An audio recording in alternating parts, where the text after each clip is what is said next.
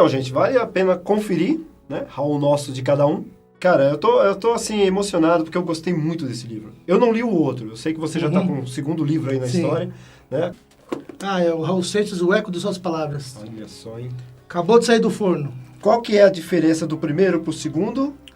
Na verdade, todos eles formam um mosaico, porque eles se completam esse livro. O que acontece? Esse livro eu entrevistei 30 pessoas e eu só repeti duas pessoas do primeiro livro, que são o Rick Ferreira e o Silvio Passos. Por que eu repeti o Rick e o Silvio? O Rick foi para aquela coisa que eu te falei, da primeira experiência, faltou muita coisa. O Rick conviveu muito com o Raul, então eu fui buscar tudo do Rick. O Rick foi músico de palco do Raul durante um ano. Isso não ficou bem claro no primeiro livro. Então eu falei, Rick, vamos falar dos shows. O que você conviveu com o Raul? Por que você aprendeu a tocar com o Raul ao vivo? E também falei dos outros discos, como que era gravar em estúdio com o Raul. Então foi muito bacana a entrevista do Rick. E o Silvio Passos tem muita coisa para falar do Raul. E eu suguei de canudinho no Silvio até onde eu conseguia lembrar de mais alguma coisa. Eu falei, não, eu tenho que pegar do Silvio alguma coisa. E o Silvio, a entrevista do Silvio foi muito comprida também, sabe? E o diferencial desse livro, eu posso adiantar algumas coisas para você, é a presença maciça de gringos que tem aí no meu livro. Esse livro tem um argentino que se chama Maharaja, que ele era um Hare Krishna, que conheceu o Raul na beira da praia em Copacabana com o Paulo Coelho. E eles foram se reencontrar no show de 20 anos luz do Gilberto Gil, que o Raul foi bebaço com o Silvio, e o Maharaja estava lá. Então ele contou essa passagem engraçadíssima do Raul. Maharaja é uma pessoa figura. Tenho uma entrevista muito interessante que eu fiz assim, entre aspas, né, com o Miguel Cidras, né? O Miguel, a Luciane Alves estava fazendo um livro pro Miguel. Então ela pegou umas fitas cassetes e ia montar um livro pro Miguel. E ela me forneceu essas fitas, porque ela já não fez mais o livro do Miguel, o Miguel faleceu. E eu consegui remontar, baseado nos relatos do Miguel, gravado, entrevistas, em conjunto com a Lu, né, que entrevistou ele ali. Então ficou muito bacana, do uruguaio Miguel Cidras. Aí eu peguei o Bill French, um baterista que poucas pessoas conhecem, do início de carreira do Raul. Peguei o Jay Wacker, que era, além de ser guitarrista, cunhado, foi produtor do Raul também. A Glória, ex-mulher do Raul. E a Scarlett, ela é brasileira, né? Mas ela é mais americana, né? Então a Scarlett também. O Clive Stevens, que foi um produtor do Metrolina 743 do início. E tocou com sax com o Raul. Então eu peguei muitos gringos nesse livro. Muito bom. Muito bom. Ô Léo, esse livro aqui, Raul Seixas, O Eco de Suas Palavras. Eu te perguntei no primeiro, qual foi a entrevista que você mais gostou aqui? Olha, eu gostei de... É difícil, né? A gente fala tudo do Raul. Mas vamos dizer que interessante, pela maneira como foi, foram duas entrevistas. Foi a do Márcio Tucunduva, um artista, gente finíssima esse rapaz, e hoje ele está morando em Portugal. O Márcio conheceu o Raul com 13 anos de idade. Então ele foi na casa do Raul e o Raul gravou com ele Trem das 7. Isso aí tem registro, tem registro. Jura, cara? Eu não conheço esse registro. Tem, tá até no meu Facebook, tá lá. Não conheço. A música que o Raul fez junto com o Raul. Conheço até agora, mas agora... Você vai ver, você vai conferir. Com certeza. Eu olhei, o Silvio falou pra mim, um dia eu tava na casa do Silvio, que eu e o Silvio, direto segunda-feira, nos encontrávamos pra tomar uma cervejinha e comer umas besteiras na casa dele. E sempre tava ouvindo Beatles e Bob Dylan. Aí um dia o Silvio falou assim, né? E a gente não ouvia Raul, viu? Eu e o Silvio nunca ouvimos Raul junto. Engraçado isso aí, as pessoas sabem que a gente ouve Raul. Que dá, né? Aí tô lá com o Silvio falou, Léo, você já ouviu isso aqui? Pum, colocou.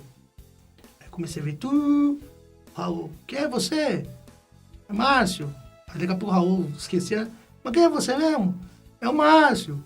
Aí eles começaram a tocar Trem das 7, o Raul bebaço, claro.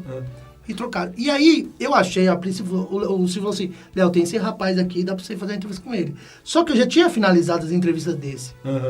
Aí eu falei, pô, será que esse moleque deve ter sido só um encontro com o Raul, né? Não vai colaborar muito. Quando, na realidade, quando eu fui na casa dele, ele tinha um estúdio, né, em Perdizes, quando ele me contou a história dele com o Raul, eu fiquei impressionado. Caramba. Impressionado. Inclusive, tem uma história muito interessante na dele, é o encontro do Raul Seixas com a Angélica, cara.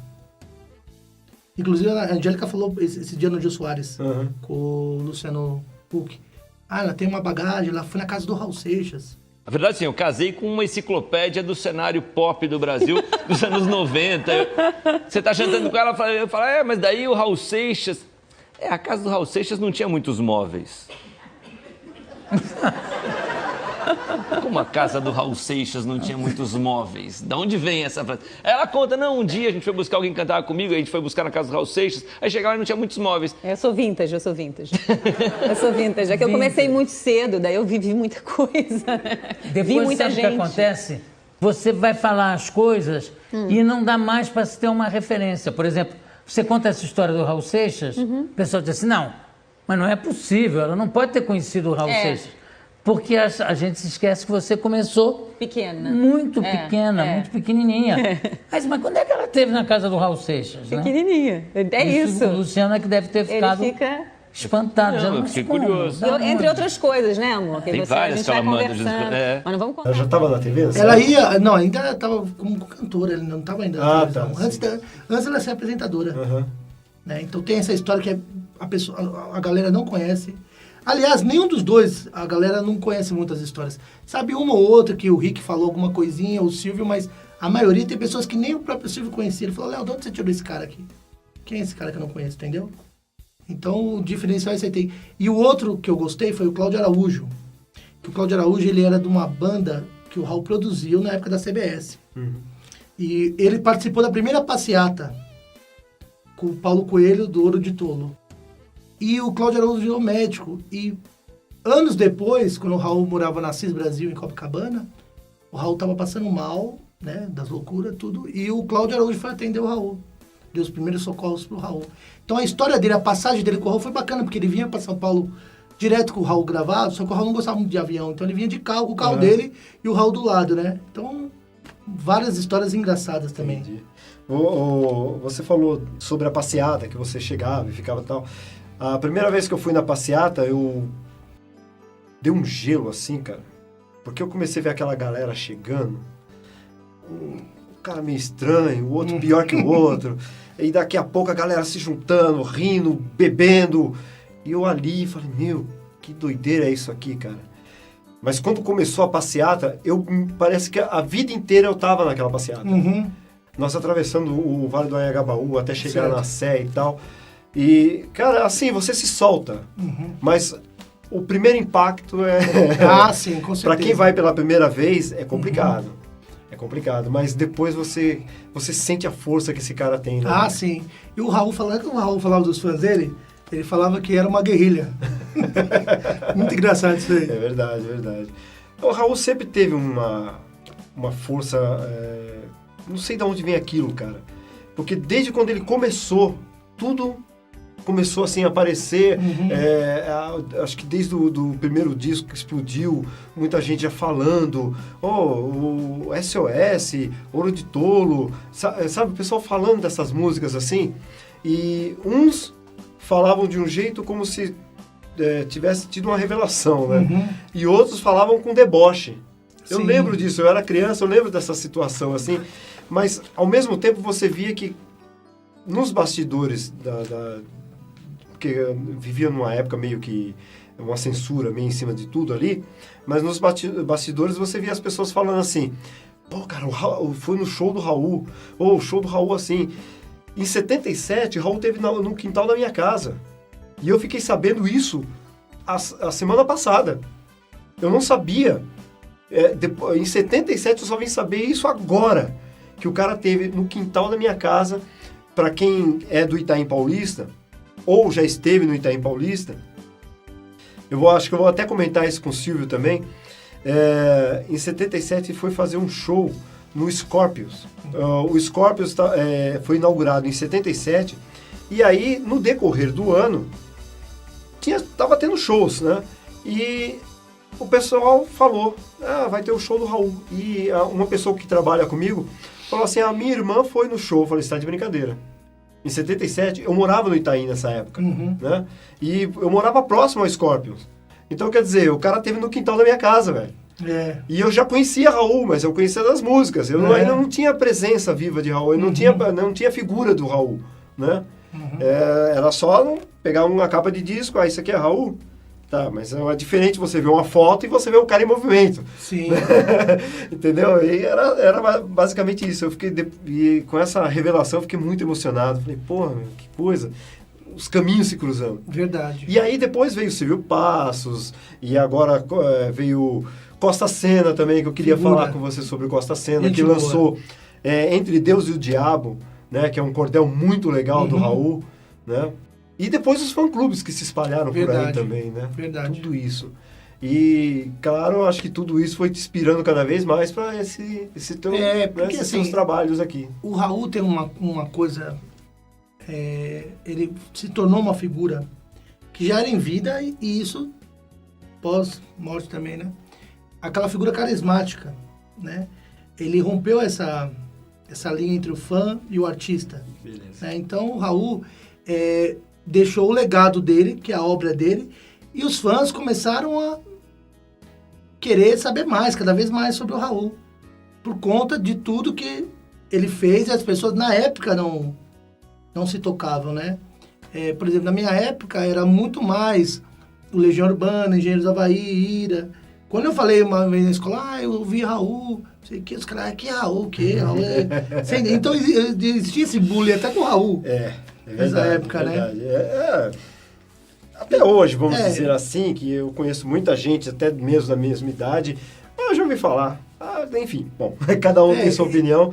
E cada um tem seu gosto, né? Eu posso falar alguma coisa do Raul, a respeito da própria pessoa do Raul? É assim, o Raul, para esses eruditos músicos, né, esses caras, o Raul, o talento dele não estava no solo de guitarra, o Raul era um guitarra base, né? Assim como o John Lennon também era mediano no som, que o próprio John fala isso aí, como o Elvis também tocava violão, o basicão, o Raul também era isso.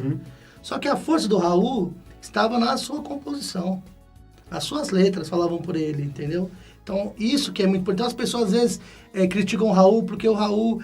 mas ele não faz isso, a voz dele não vai lá, não atinge o grave que o Fred Mercury atinge. Mas isso não é importante. O importante é a mensagem que o Raul passou. Isso que ficou, porque era verdadeira. Então, as pessoas, às vezes, criticam o Raul. Mas ele fazia... Ele era um roqueiro. Ele era um roqueiro com atitude. A atitude dele sempre foi rocker. Então, eu acho assim, se ele não atinge, se ele não fala, mas desde quando o Raul apareceu, explodiu, já são anos e anos, né? Que tá aí, e o cara continua com mais força. Exatamente. E aí? Então, quer dizer, eu acho que... como eu falei, a figura dele é explosiva, é marcante. Então, acho que ele não precisava ir em agudos, em notas maravilhosas, aquela coisa toda. Tudo que ele disse tá aí, registrado por muitos e muitos e muitos anos. Né? É verdade. O legado dele vai permanecer, com certeza. Para sempre. É uma coisa que as crianças... E nós fãs estão contribuindo para isso. Estão contribuindo. Né? As nossas crianças que estão chegando aí, que estão trilhando esses caminhos aqui, né, falando de Raul e tal, estão aprendendo a tocar violão, cantando Raul e etc e tal. Né? E se Deus quiser, continuando, levando o legado. Com certeza. Gente, é isso. Pô, por mim eu ficava aqui a tarde toda, a noite toda, o dia inteiro, o mês inteiro, só com Leonardo Mírio, que está aqui lançando o seu segundo livro, O Eco de Suas Palavras. Raul Seixas, O Eco de Suas Palavras. Tá ok? Beleza. Prazer enorme, irmão. Obrigado por você estar aqui. Prazer, tá? Todo meu. E vamos encerrar, como nós começamos com o grito de guerra, certo? O óculos, por favor. Opa, agora... Acende o Babulula. Lá, bem bom. Toca Raul, galera. Valeu! Meu nome é Bordão. Leia, Raul. É isso aí. Falou.